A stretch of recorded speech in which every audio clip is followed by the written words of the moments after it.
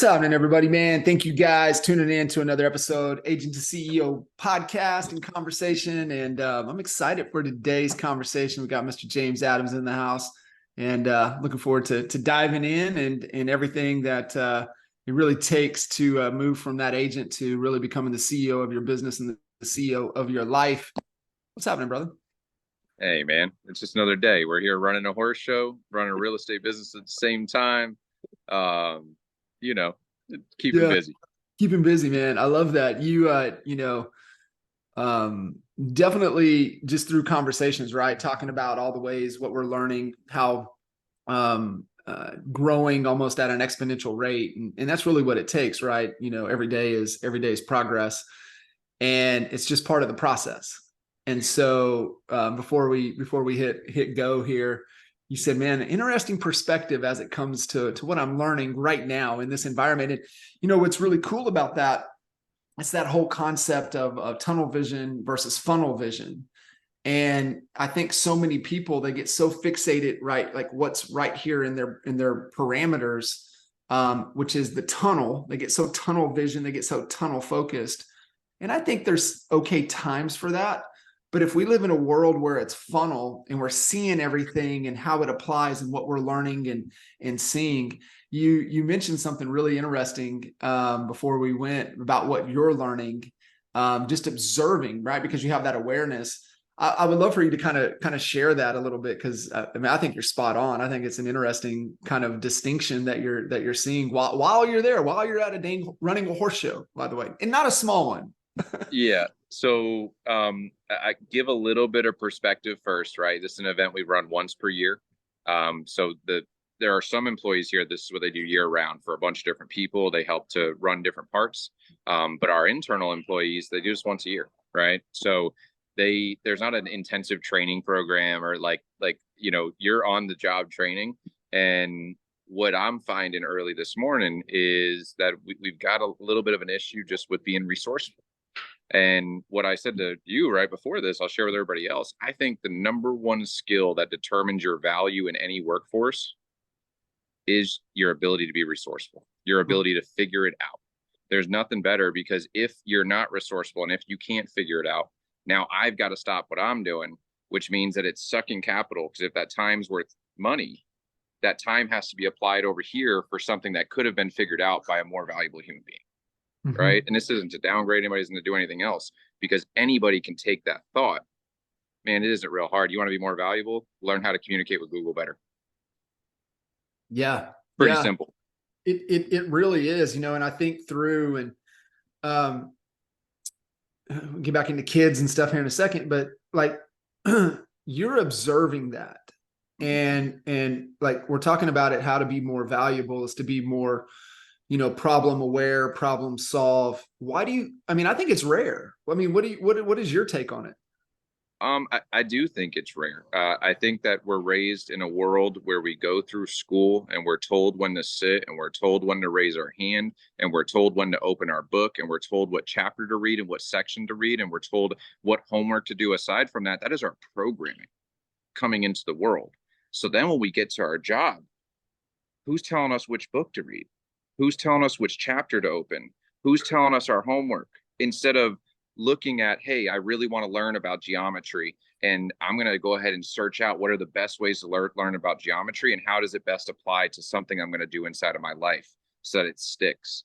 I don't think that it's something that people do have to learn, but you're not taught it in our programming through school, is what I think. I agree with you 1,000%, because I believe most of the schools, you can get into some private stuff. There are some districts throughout the country, but for the most part, everything, just follow the money. And where's the money and the funding coming from? Well, it's coming through testing. And so the curriculum and what they're taught is to pass the tests. So there's certain test scores, they can get a certain amount of money. And I mean, that's just my perspective from zooming out with, 3 kids and, all different, school districts, ages, just being able to see the different dynamics that are going on there. And, I forget where I had read it. But it was like, why pay attention and learn something that you can easily Google, that you could actually ask an AI to give you the answer. I think what is more valuable, and this goes back to your whole thing in the beginning, was having a framework of how to think and a framework to be able to solve problems. Yep. And it's mental models, right? It's having a framework and a model and a code and a sequence to accurately think through. So give an example like of what you're seeing firsthand while you're there at the horse show to made you kind of have that level of awareness this morning. Like what did you see to be like, oh wow, right? I mean, this is kind of a bottleneck, and the bottleneck is in the thinking, right? They don't have a framework of how to think. And it's like you said, when in school and people get into the workforce, if they don't understand how to think, they immediately fall into, okay, well, I'm waiting to be told what to do. Yep. I'll give you the one that's the clearest. And this is a wonderful young girl. She's 16 years old. She's, a hard worker and she's trying, right? So like, let's start with that just a prerequisite. But we have a very large inventory list for our shirts, for our hats, for just different stuff that people can buy. And it's inside of Square. We're just using a simple program called Square. Some people know what that is. And you either have to assign the product or you can actually type in a dollar amount, right? That's going to be charged. And the constraint was she didn't know how to take a payment, right? Mm. And part of this was because when she sat down, I said, hey, look, I've got to be able to take payments. Here's a little Bluetooth reader. Google how to connect the Bluetooth reader and connect it. So the first person came out before she had learned how to do that, and she kind of froze and freaked out. She didn't know what to do. And then they called me over. So I'm over there and I said, hey, look, did you look at the different payment options that you have on the checkout page?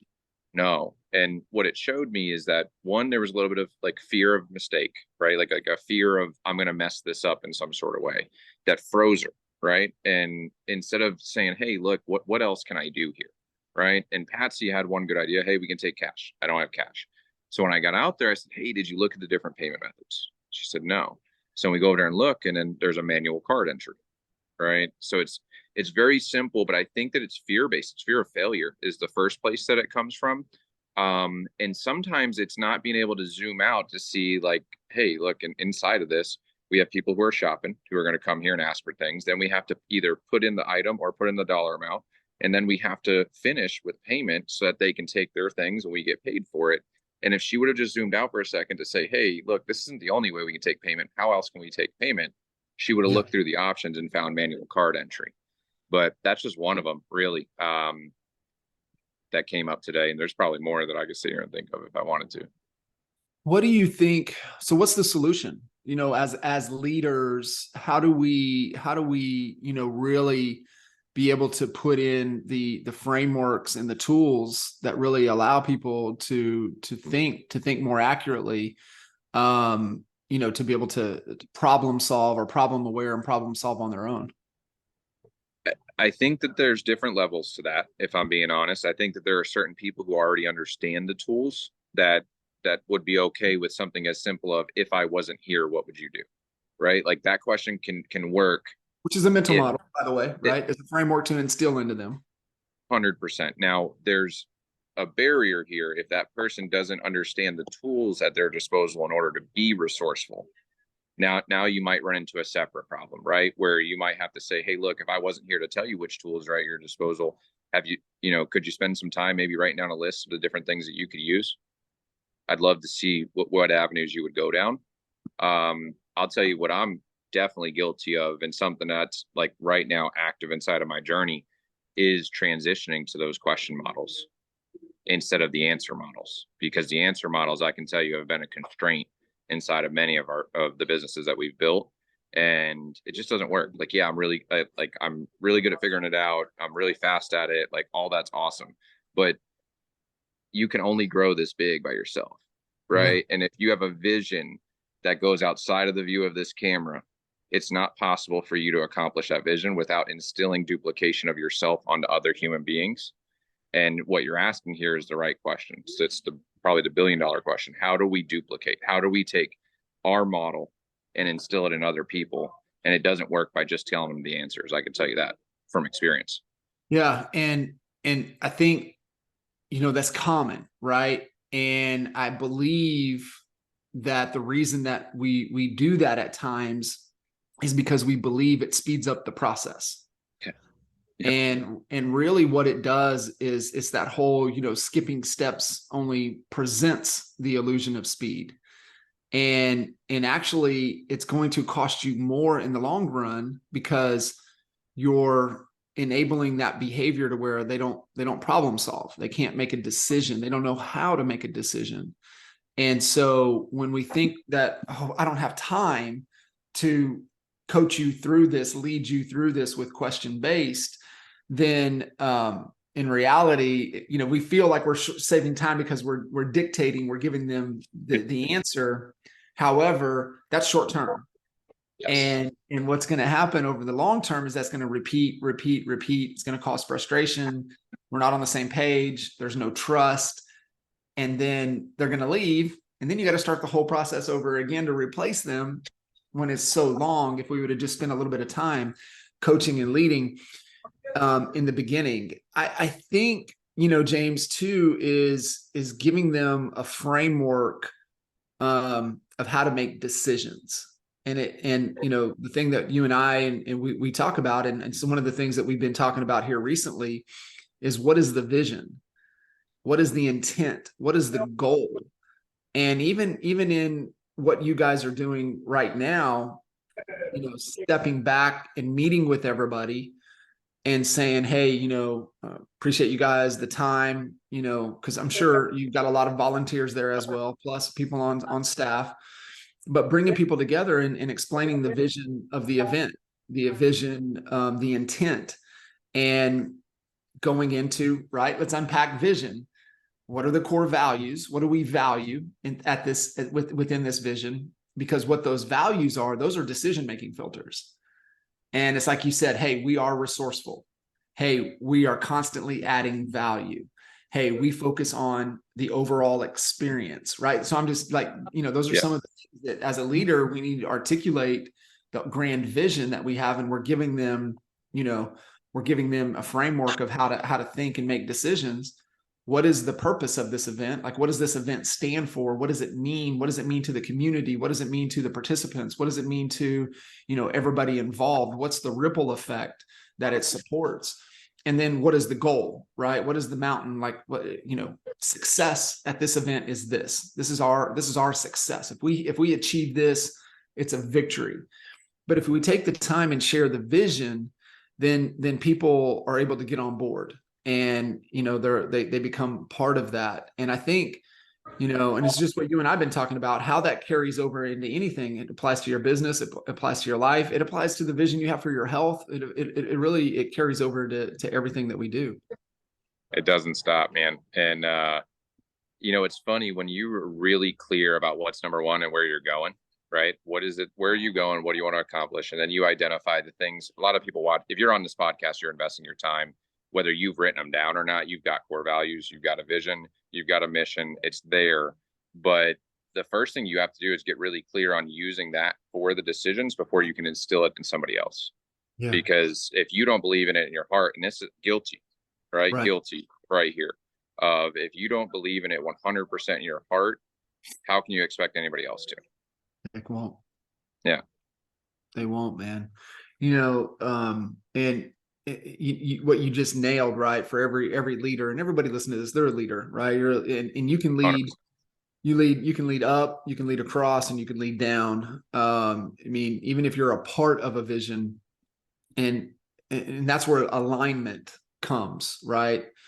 You're not going to be a part of a vision or an organization that you're not aligned to the values, the purpose, and bought into, the goal. And so I think being able to go through that, but what you said is that y'all have it, but the second most important part after having it is being able to articulate it. Write it down. Yeah, it is, man. It's got to be visible. It's got to be tangible. They've got to be able to see it.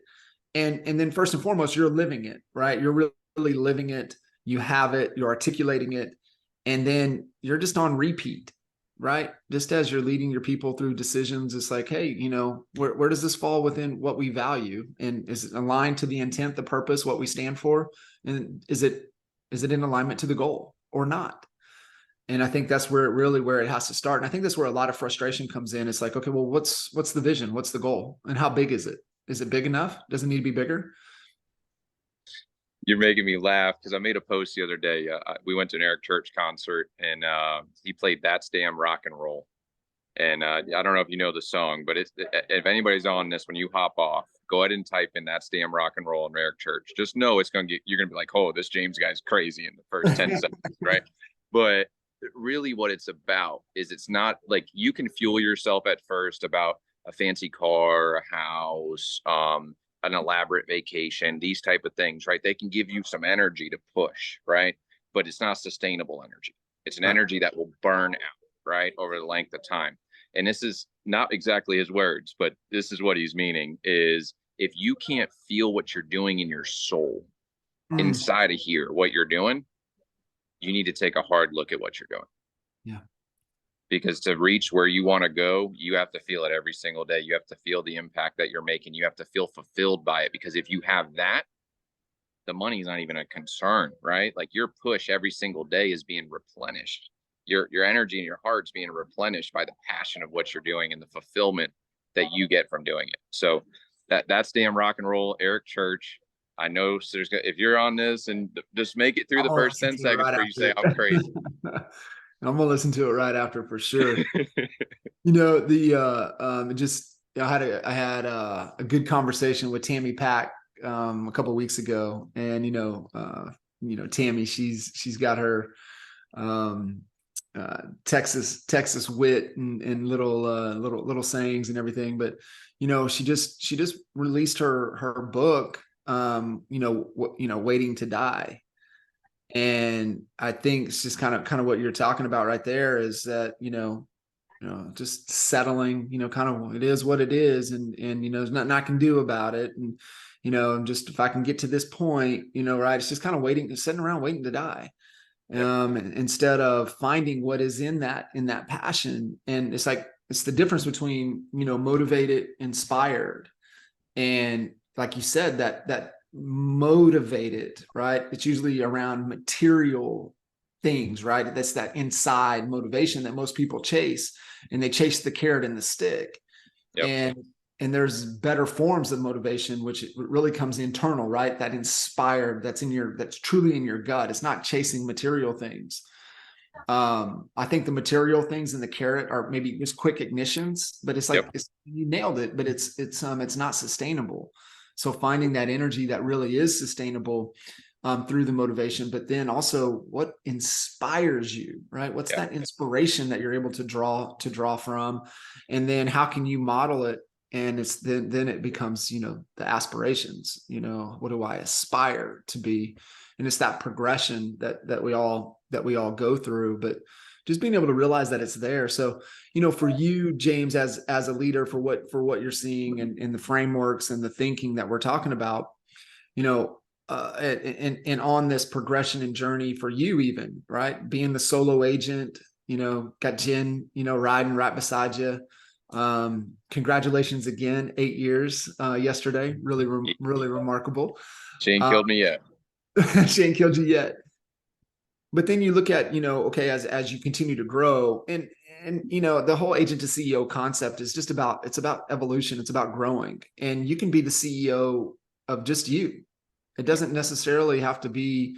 It's just more of a mindset and a belief of just being in line, being the agent to really becoming, what it takes and means to be that leader for yourself and for the organization and your team, if you desire to build a team. But the team, your family, that life team, how are you leading that life team? And then how are you leading within the community? And so for you, over the last, couple of years, as you've made that evolution, you've made that jump, you've made that growth, what has been the hardest part for you, over the last couple of years on that journey? And that's a great question.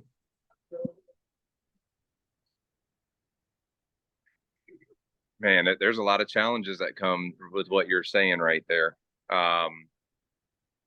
I think understanding the balance of family is a really big one. I don't think there's one, but I think that understanding the balance with your family and getting that scheduled out correctly and making sure that you're investing time there. Because whether that's guilt or fulfillment, it's really both, right? Because you're gonna experience guilt one way or the other, right? If that's your mechanism, if that's your model that you're thinking of, is I'm spending too much time with my family, my business being taken away, spending too much time in my business, time with family is being taken away, and balancing that was been a really big piece. Um, I would say the number one thing that I've learned about this is it's okay to be you. Mm. When you first go on a trajectory, you have like you're a mentor of mine, right? Jake Kinder's a mentor of mine. Veronica Figueroa is a mentor of mine. Kobe Bryant's a mentor of mine. Like these are all people that I've watched. Michael Jordan, Tiger Woods, like all of them, right? But I am not them. I'm James Adams. Yeah. And it took me a while to kind of because you're forming, right? Like you're kind of this thing, and then you're forming yourself into who you feel you need to become. And once you start to form, that's a good, healthy thing. But it's very hard to be yourself while you're incorporating these new skills, these new tones, this new way of being, these new actions, these new thoughts, right? And then once you start doing that for long enough, like this year, I've been to one seminar. Last year, I think I went to 12. Right. And this year, I said to myself, I've learned enough, and now it's time to grind. Like now it's time to put this all into action. So I would say it's all the way to this year where I finally realized I'm perfectly fine with who I am, and I love who I am. And coming to that is one of the hardest things I've had to do. Is because once you have that, it makes your content generation more genuine and authentic. It makes your message to market more clear. Your communication with partners is better. Your communication with your family is better. Your communication with yourself is better. But it comes from getting to that point that you accept, I love who I am, and I'm going to share my message regardless of who likes it. I posted that song the other day. Promise y'all, when y'all listen to it, you're going to say, this James guy's crazy, right? Talking about backstage sex and cocaine. But when you start to get to the point of it, you'll understand. But that is truly me. So if it upsets somebody when they listen to it, even though I post it, I'm okay with it because that's not my attraction. That's not my person where we're driving for that particular thing. And you have to accept that because the people that do ride with you, they're going to ride with you at a much higher level and have a much higher level of loyalty and support when you are yourself and they resonate with who your true self is. I love that. I mean, really, it's a filtering process, right? You're filtering out the people that don't matter, and you're attracting your tribe. Yep. And if you go back to, just even tribal instinct, and you look at the amount of people that you can surround yourself with, and then what's really the actual size of an actual tribe that is able to really connect and go deep. And that's why, I talk about what's that life team, right? That you're building around you. What's that tribe? What's that? What is that? And Yep. you make sure that you have the people in there that are like-minded, that have the same values, that believe in the same purpose, that have the same drive, that have the same vision. And I think it's, we fall into this as leaders because we have the tools and the framework that we can groom and go really grow anyone. However, we tend to focus more on the people that are trying to swim away from the boat instead of those that are swimming towards us that have their hand up looking for help. We're all guilty of it. Like, it's just like, come on, like, why are we exhausting energy? And, the other mental concept, it's the triage concept, right? And if you're in the ER, why are you walking over bodies that are bleeding out to go help the guy that has a little cough? Yep. And that's what we do, right? We tried to help the one that's swimming away, the one that really doesn't need our help. And we're stepping over the bodies of people that are reaching out to us that really are looking for our help. And I think that's part of the evolution as a leader, because, we're going to get really down to it, man. Agent to CEO is just about leadership. And you nailed it first. You nailed what you just said right there.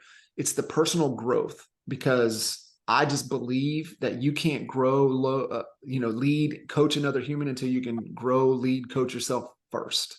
100%. But it's what you said. You gotta really come to grips and love who you are unconditionally. The unconditional love is not for others. until it's the unconditional love for yourself first. I want to add just two things into there that I think are really important. Like, I am not today who I know I need to become. I'm not even close. Like, I've just made these tiny, tiny little changes, right? Like, get my butt in the gym, wake up and grab my protein shake in the morning, and at least eat one healthy meal a day. These little tiny things that kind of stacked, that's gotten me, I don't know, maybe I'm 5% of the way there. I don't know, maybe I'm 50. So I'm just not where I know that I'm going to become. And the second part of what you just said there that I pulled out is really about energy. And I'm just, if nothing else gets taken away from me today, I'm going to give you guys this one piece that you can walk away and you can do right now. It's an instant program that you can run. And it's when you meet new people, 30 seconds. In 30 seconds, ask yourself, did my energy go up? Did it go down? Did it stay the same? If the energy went up, you got someone. This is a battery charger for you. This is someone who can help you. And whether it's inside your business or not, this is a contact you need close proximity with. If your energy went down, run. Yeah. Run. If it's neutral, continue to explore, because those neutral people are the ones that can really help you through some things that are tough. Not the one who's always jacking you up, right? Like that person who can really be real and level with you and keep you centered is very, very important. Because guys, if we're taking too much away and not enough, just think of it like Bruce Lee in the cup, right? Like he's thinking about thinking, we're thinking about energy here. But your positive energies and your negative energies are going into a cup. If your cup is empty, I can guarantee you, if you're feeling flat every day, you have no energy, you have no push, you have no drive. You just show me, make a list of your 30 people, make a plus or minus next to them. When you interact with them, you'll have a list of people you need to cut out of your life. I love that.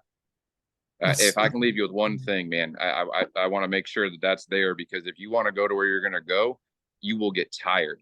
If you can't even be neutral. Like you can keep the cup kind of there, but you're still kind of whittling down. It's evaporating, if you will, just from the environment. But if you're constantly overflowing that cup where the people around you are pushing it, you're never going to run out of energy, man. You're waking up excited. You got great people around you, people you can't wait to communicate with. I hope that one little test can help somebody, because it only takes 30 seconds every time you meet somebody new. That's another, I mean, and really my intent of these conversations, it's the evolution, it's the leadership, but it's the thinking, and it's those models right there. Like what you just shared are invaluable to have in your pocket, right? To be able to, we look at, if you want it, because it's a tool, right? I think that's in your tool belt, right? So it's a tool belt, toolbox, tool shed. But you need those tools with you at all times. And that right there, to me, a plus or minus energy is a fantastic tool to make. So what we're talking about, right? Like right there, that's a decision-making filter. That's being able to make a decision a lot faster on people, and knowing who you can give your energy to. Because if somebody's riding with you, they're not going to drain you, they're going to push you. But if somebody drains you, like you can't be around them, right? Because you only have so much energy to give. And we talk about, there's really no such thing as time management. It's energy management. Yep. It's how do you manage your energy? How do you do the things that are passion? And we get into unique ability, right? We talk, James, get in your lane. What is your lane? And we can't be shifting lanes. However, the lane that we want to be in is a lane that we know we can expand, but we still in our lane. And that comes down to, what are you the best in the world at that gives you energy?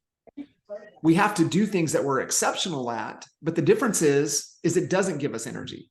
And that's where energy management comes in, is that where are we spending time that's not robbing us of energy? Yes.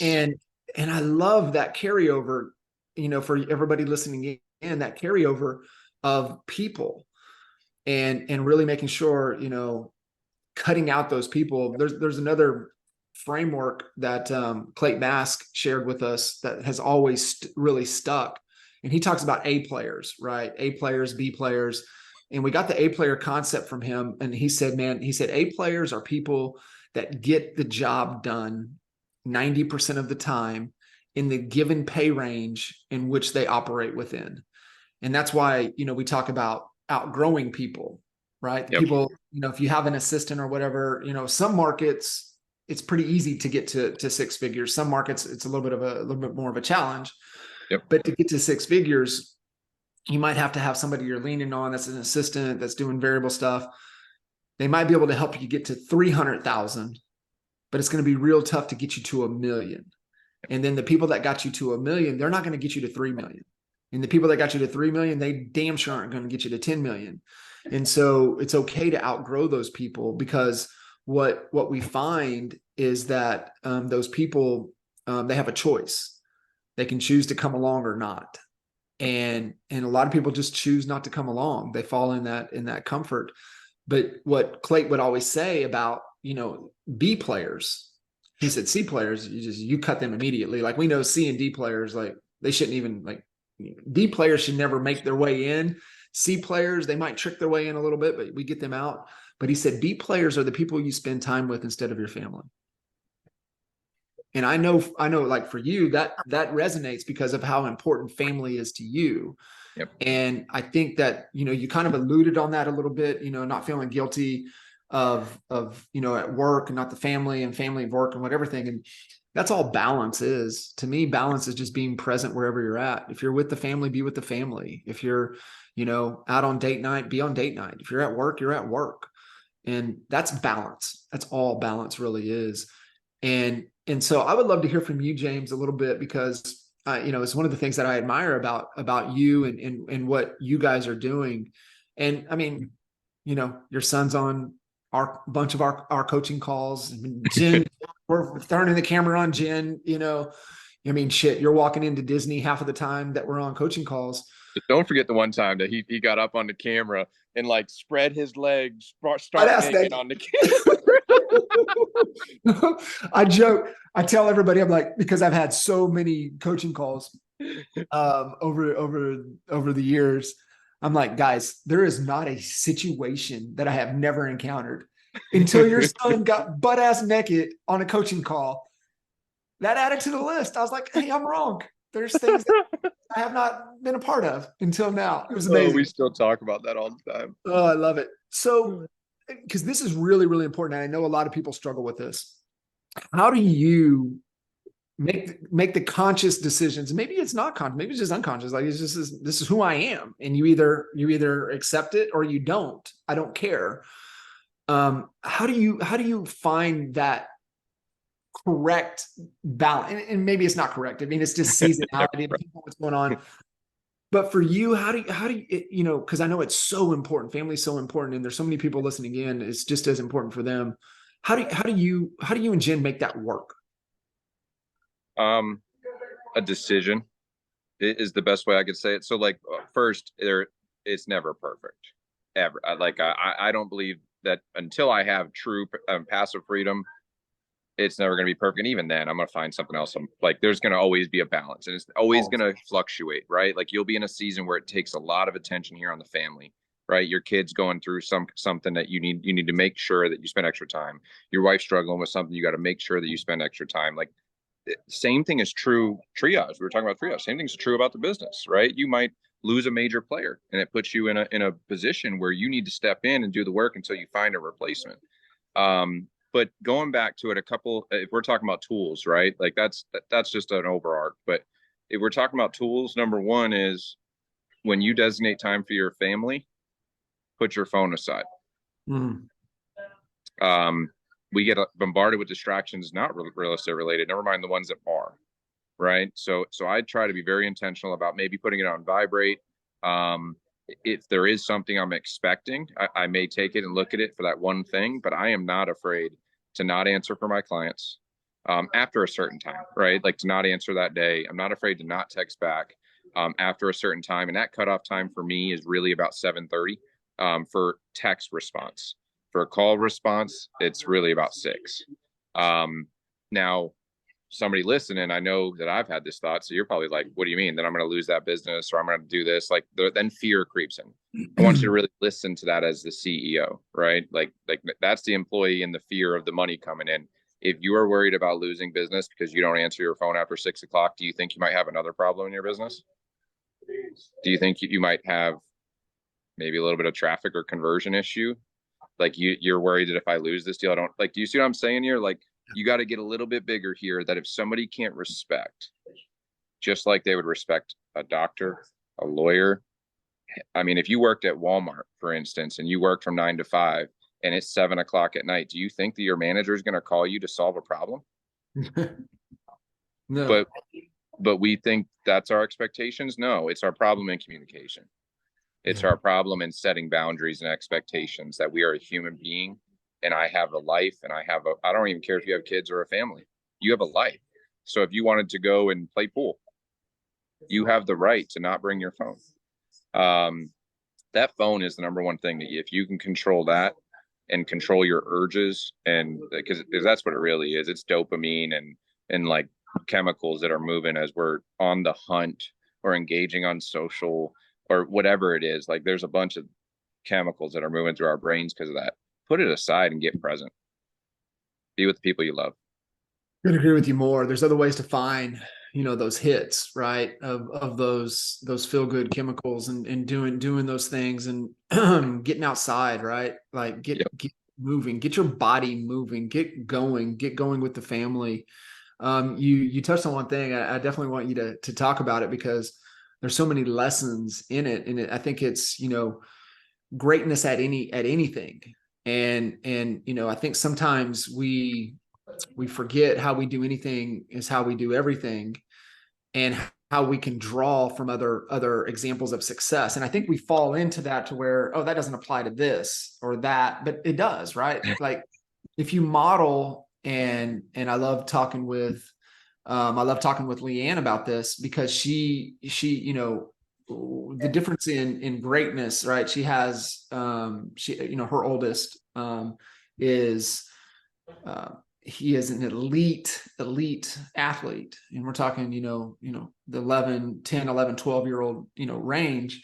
Wow. And I think a lot about my nephew, my oldest nephew, my sister's, and he was an elite, like he was the top athlete in town. Wow. And so like I'm familiar with it, right? I seen it with my nephew that I see in her son. And it's fun having those conversations, but it comes down putting in the reps. It comes down putting in the work. And I remember when my nephew started putting in the work, my brother-in-law was, world-class wrestler. I mean, and you look at those I grew up with wrestlers. So world-class wrestlers, I mean, top in the nation. Wow. Of them, they all grew up together, but they all started when they were 2 and 3 years old. So I look at these 10, 11, 12-year-old athletes that are, I mean, yeah, there's some gifts and things that they have, but I go back and I look at the work that they put in for how long. And it's like, in a world that we live in, a participation world, which drives me batshit crazy. Cause I mean, I don't know about you. I didn't grow up in a participation world. Like the only trophy you got was for first. You needed to win. And if they tried to give us a second place trophy, you went in the trash can all the way out the door. Like you don't keep second place trophies. What is that? And so, I see that, but what I see is the work that nobody else sees. I see the time out there running drills, right? You look at like you mentioned Tiger, right? Like it's the 10,000 hour rule. Yep. Why Tiger dominated at such a young age? Because he put in 10,000 hours before anybody put in 1,000. Like that's why he was so good. He just put in more work. That's why Kobe was Kobe. He just outworked everybody. And he just put in like more work, more reps. And so I love to hear you kind of elaborate a little bit on your pool career and, just the obsession there, but also the excellence there. I mean, you're no damn joke, which I might've let the cat out of the bag. I'm not gonna be able to hustle you now. I know. I want to start. I think I'd love to dive into this. I want to start just by saying that I was extremely blessed in both real estate. Honestly, I was really good at baseball too, but like I was focused on pool and real estate in the sense that I didn't realize, like it didn't occur to me that I was like working my ass off to go and do this, right? Like that thought never came into mind. I was just working at my craft. Like I was just working at something I wanted to work at, and I desired, and I was obsessive and passionate about. Right. I want to start with that, because if that's not resonating, you've got to find that. Like if you are going to work yourself to the bone, or like there's these different concepts that don't do that, because you can find something else that you'll like a lot more than what you're doing, and go do that. Right. Like that may be a problem in the core of it, but let's go into it. So as I was going through it, man, it's just a journey is the best way I could say it. Right. You get to a spot in pool where, hey man, like I keep, like the banks are kind of hurting me. I'm watching that I'm playing, and there's really, if you're getting to the upper echelon in real estate or pool, like you got like 30 people that are kind of playing at the level that you are. And you look at the other ones, and what are they doing better than you to determine your weaknesses? And you need to maintain your strengths, right? You need to keep the reps to maintain your strengths, but you need to focus the majority of time on your weaknesses is really where it needs to go. So in pool and in real estate, that parallels, right? So what did I do in pool? I was a college kid. I had nothing better to do. I was a very good student, so it didn't take me. I didn't even have to go to class to get A's, right? So I just go to the Sure. pool room, Yeah. and it was fun for me. I'd just go in there. I'd hit balls for 10 hours, because there's just an infinite number of things that can happen in pool, and then that develops, right? Like you end up getting to a point where people want to challenge you, and then there's some money involved. Then you go to tournaments, and there's a progression here to lead up. But I'll say that to get you far enough, it's just passion and curiosity. Mm. Um, and then one day you wake up and you're like, oh shit, like man, like I'm kind of playing against the best players in the world. What's the difference now between me and them? Because we kind of all bank the same, and we all Yeah. kind of cut the same. Yeah. And What's the then you get difference? into the mental game, right? Ah, You get into the inner game that we were just talking about in real estate, same in pool. It's your ability to poise yourself. It's the ability to recognize negative self-talk and shift that away. Because I promise you that at the highest level, what you see in your mind is the only thing that can happen. Your subconscious and skills are so tapped in together that you will create the future that you are seeing inside of your mind with the skills that you have. So that was it in pool. And I'll tell you, I got to a point, it was 25. So this was 2015, where I think I was like 71st in the world. And guys, in case you don't know, pool is kind of a broke sport, right? Like it's working up. There's a company called Matchroom. They're running a 9 ball world tour. Like they are trying to revamp it, but at the time, man, the number one player in the world was probably taking home about 100, and that's the number one dude in the world in the most common game played in the world. Everybody on this call has yeah. played a game of ball. Everybody, but not everybody on this call has played a game of baseball, and not everybody on this call has played a game of volleyball. But they played pool. Number one in the whole world at that gets paid 100 grand. So Jen and I kind of looked at that and said, I can't. I knew I could get there. I knew it would take me about 3 years. I knew which events I had to go to. I knew what I'd have to go through, but it no longer fit the vision for our lives.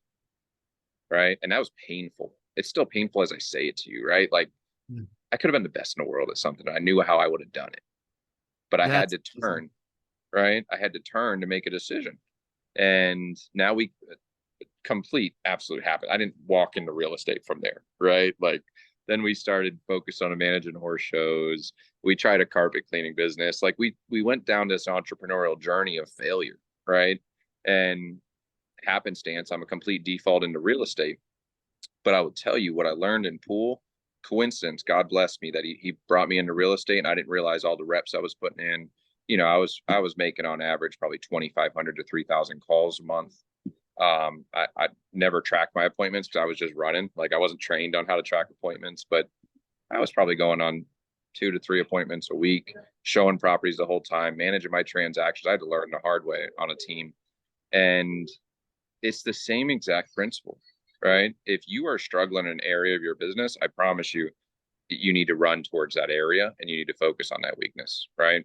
So if you if you hear 2,500 calls and think I'm crazy, well, first, are you in a realm where you're beyond 50 transactions a year? Because your business may be built a little differently, where you might need some supplemental leverage for that part to increase, right? But if you're on this call and you're in that 5, 10, 15, 20, 25 range, and you're like, man, I want to get to 50.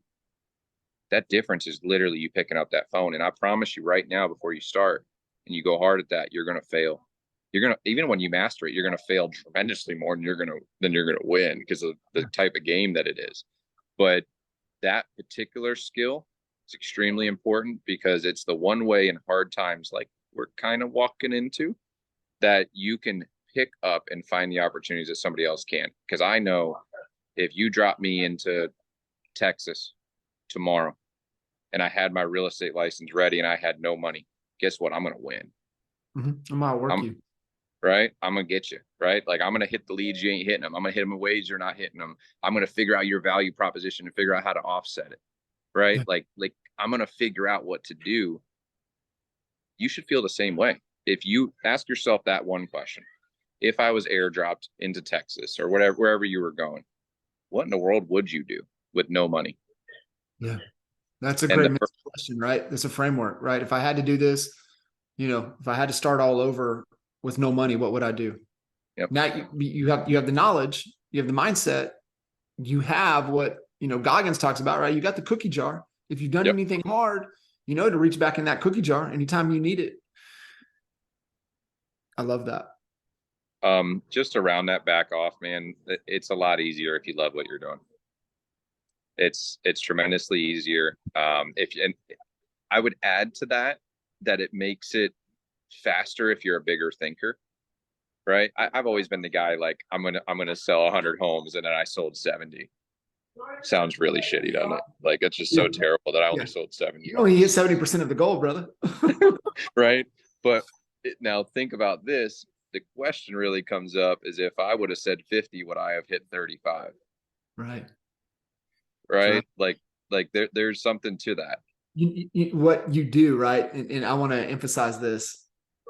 You create an artificial constraint in your thinking is what you just did. When you said, this is why I could have gone back and forth with you on this, right? But where I've really rallied around this concept and this thought, I am all in, because what it does, and what I'm all in on is the bigger vision, the bigger goal. Like you said, right? We're going to set 100. Big Harry. Because it creates an artificial constraint in your thinking, and it goes. And if you're a real, if you want to succeed at anything, you've got to have the thinking of, because we're all hardwired this way, man. We're humans. We're hardwired to solve problems. We're hardwired to survive. Yep. And so if you create an artificial constraint and you're like, if I had to, okay, if somebody's going to take my son away from me, if I don't figure this out, what would I do? If this were easy, what would it look like? Right. You start rattling off different questions to get you thinking. And it's like what you just said right there. I'm going to do 50. Just like, okay, if I had to do 50, I'd do 50. And if I hit to 35, that's okay. But when I double that and I'm on 100, it's like, okay, 100, 150. Like, okay, if I had to do it, how would I do that? And I think that's so powerful. That really draws you to start problem solving and thinking through that. But the other thing too, James, and I would love your take on this as we kind of wrap up here. How do you not lose sight of that when it gets real damn hard?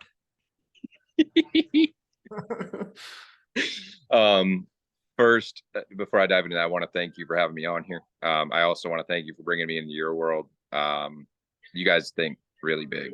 And when I first came in, you don't even know how big it is, right? Like until you really look, you don't know how big the universe is, but you can see the moon and you can sometimes see Jupiter or whatever it is.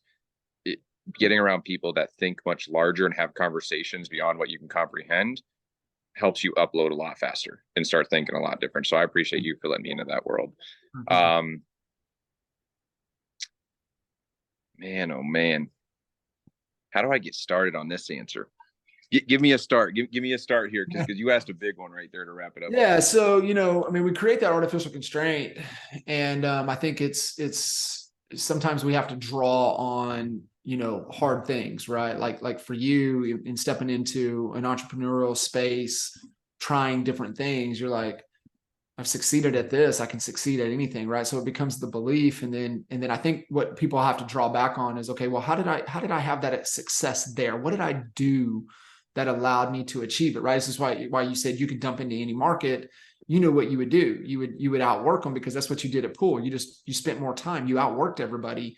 It's how you got to, to develop that skill.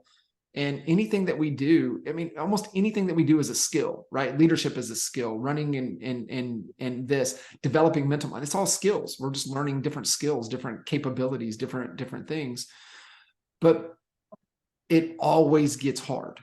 It always gets hard. So how do you, it's one thing to think big. It's the next thing to take action, take the required action.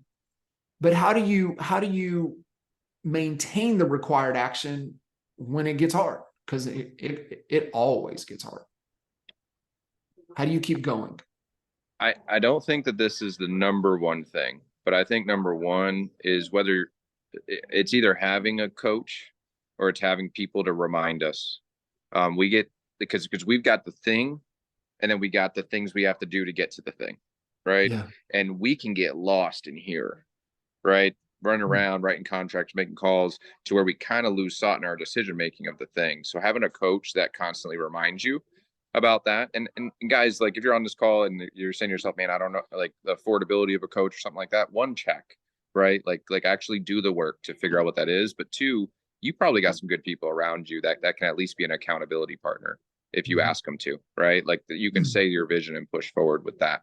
But I don't think that that's what really gets you there. When things get hard, you have a couple of things you have to think about. One is the reason why, when you reach the outcome, big enough, right? Like, does it really matter, or is it some shit you wrote on a paper? Yeah. Like, does it actually move you inside of your soul? Because you're passionate about what you're doing. If you're making it that far and you're thinking big enough, like, you have passion and obsession. But in your core, does it actually matter to get to where you want to go? And because otherwise you'll quit. Like, you'll shift direction, and you can do that really fast every time it gets hard, and then you kind of end up running in quicksand at certain parts, or you're not moving forward. I'd say that's number one. I'd say number one is, does the destination matter? Because what we have to do to get to the destination might be hard, and it might be grinding. And when you get to that point where it's the hardest you've ever seen and it's the hardest you ever felt, does the reason why supersede the pain or the sacrifice that you're going through? Yeah. I love that. Does the destination matter? But we're all moving. One, we need to be moving towards a destination. However, that destination may change. 100%. I love it, man.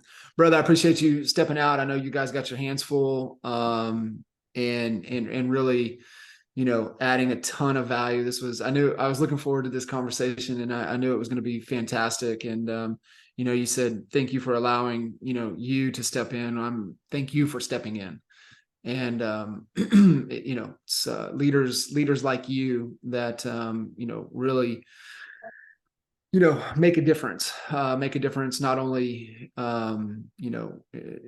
immediate to your family, make a difference to your teams, and make a difference in your community. Exactly.